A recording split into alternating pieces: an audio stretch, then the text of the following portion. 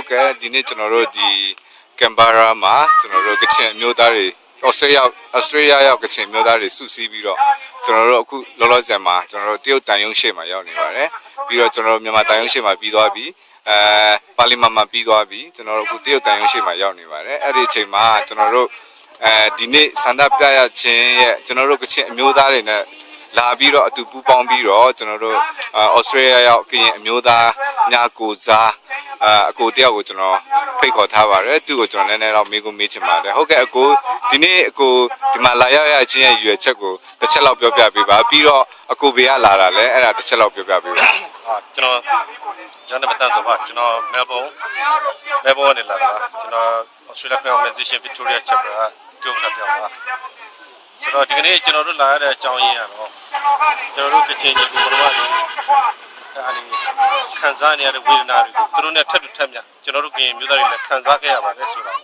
ကြားကျင်လို့ကျွန်တော်ဒီဘွဲကိုရောက်ရှိလာတာဖြစ်ပါတယ်ဒီဘွဲအနေနဲ့ကတော့လက်ရှိလောလောဆယ်မှာအခုတရုတ်တန်ရုံးရှိလာရတဲ့အကြောင်းရင်းကတော့တရုတ်အစိုးရကဒီစစ်အစိုးရဘက်မှာစီးပွားရေးရလိုက်ရောပြီးတော့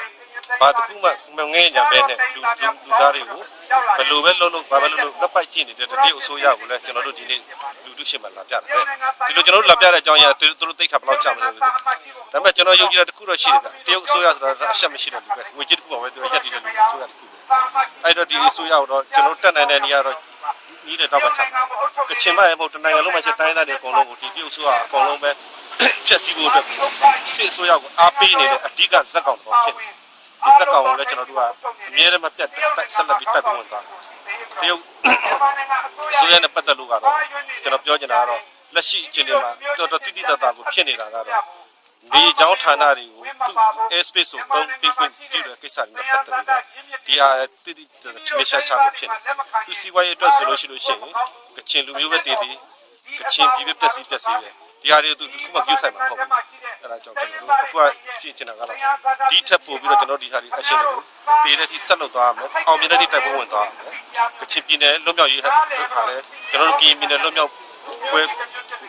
ပိုင်းတစ်စလို့ကျွန်တော်တို့အများကြီးခံစားတယ်ညီကိုတွေတူတူပဲအဲ့လိုကျွန်တော်ခံစားတယ်ဟုတ်ကဲ့ပါကျေးဇူးပါနောက်ပြီးတော့အခုကျွန်တော်တို့ဒီပြပရောက်ကချင်လူမျိုးတွေနဲ့ကျွန်တော်တို့ဟိုမှာဒေတာမှာကျွန်တော်တို့ဒုက္ခရောက်နေတဲ့ကျွန်တော်တို့ကချင်လူမျိုးတွေနောက်စစ်ပြေးဒုက္ခတွေအားလုံးကိုအခုအနေနဲ့နောက်ဆုံးပါများပြောချင်ပါလဲဒီမှာလက်ရှိနေတဲ့ကချင်မျိုးသားတွေကိုလည်းကျွန်တော်တို့ဖြစ်စေချင်တာပေါ့ကျွန်တော်တို့ကရင်မှာလည်းရှိတာပဲကွက်ပြပြလေးတွေရှိကြတယ်တယောက်နဲ့တယောက်လုပ်ငန်းလုပ်တဲ့ချာမှာနားလည်မှုလေးတွေနဲ့လက်တွဲပြီးတော့အတက်နိုင်ဆိုတူညီတဲ့ပွဲအားလေးတွေနဲ့တွဲလို့ရအောင်တွဲပြီးတော့ညီညွတ်ညွတ်နဲ့ဒီစစ်အစိုးရကိုဆက်လက်တပ်ဖွဲ့မှုရယ်ဒီမှာရှိနေတဲ့လူတွေအနေနဲ့ကချင်ပြည်နယ်မှာကျန်ရှိနေတဲ့လူထုတွေရဲ့ဒုက္ခတွေကိုတက်နိုင်တဲ့ဖြည့်ရှင်းပေးဖို့ရယ်စစ်အင်အားရလိုအပ်ချက်တွေကိုဖြည့်ဆည်းပေးဖို့ရယ်ကျွန်တော်တိုက်တွန်းလို့ဆိုချင်တယ်ဟုတ်ကဲ့ပါတော်လည်းဆိုတော့အဓိကကျွန်တော်ပြောချင်တာတော့ကျွန်တော်တို့ဒီအစိုးရပေါ်မှာတိုက်ယူမှပဲရတော့မယ်ကျွန်တော်တို့တောင်းယူလို့တော့မရနိုင်ဘူးစစ်မှန်တဲ့ငြိမ်းချမ်းရေးကိုကျွန်တော်တို့လိုလားတယ်အဲ့ဒီငြိမ်းချမ်းရေးကိုရဖို့အတွက်ကကျွန်တော်တို့တိုက်ယူမှပဲရတော့ဖြစ်တယ်ဟုတ်ကဲ့ကျေးဇူးပါပဲเนาะအကိုဟုတ်ကဲ့